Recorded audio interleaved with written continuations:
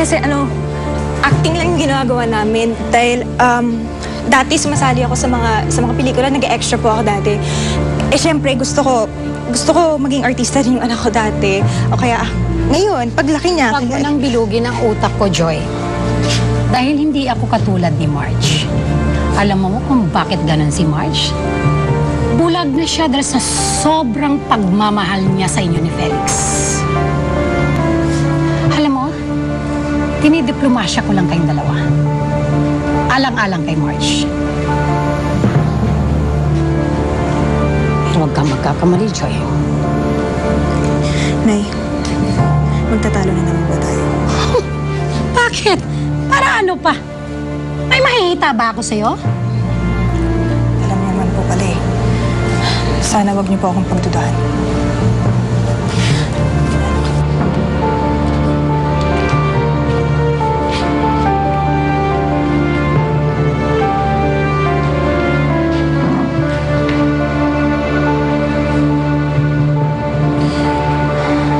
Wala pa lang akong pinanghahawakan sa'yo ngayon, Joy.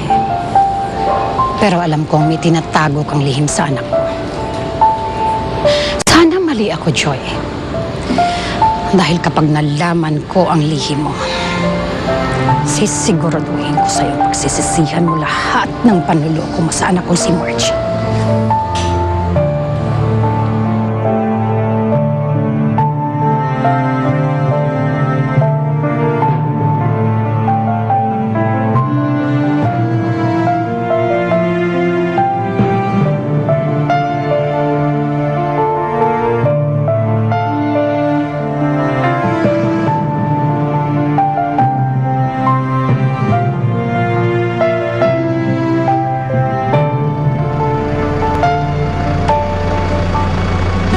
Marge?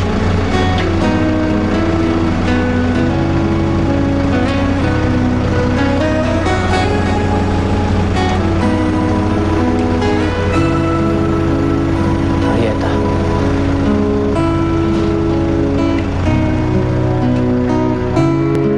Salamat ha. Ako pala si Marieta. Ako si Thirdy. Uy! Ano yun? Ba't nakuryente ako? Ah, static. Calling the attention of two children, 30 Hilario and Marieta Ako yun na! Flores, your fathers are looking for you. Ika?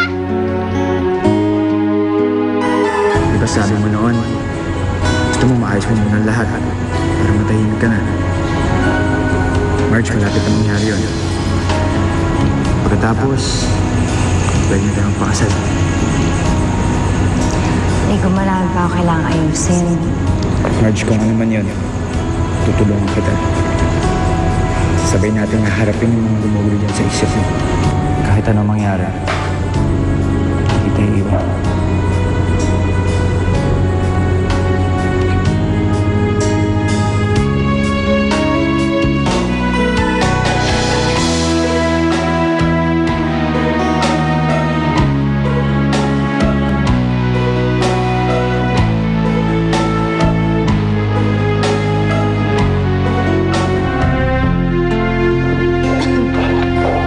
Good morning! Morning! Morning! Morning!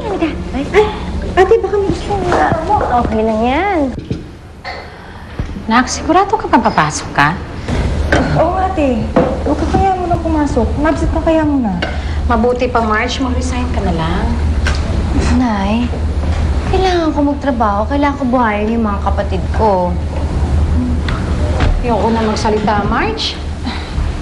Ate, gusto mo make-upan kita? Tago natin yung eyebags mo. Oh, sige. Thank you, ah. Sige. Baka ka. Baka muna, baby, ingat. Hay naku, Marge, kung ako sa'yo, papasok ako.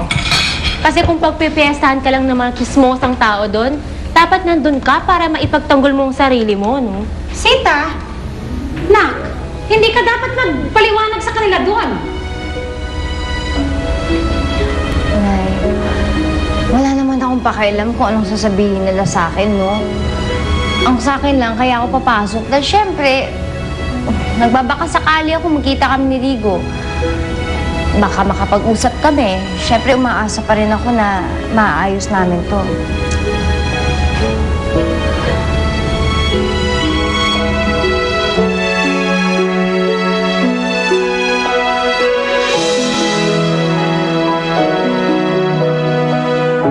maganda? Ito o ito? Ito.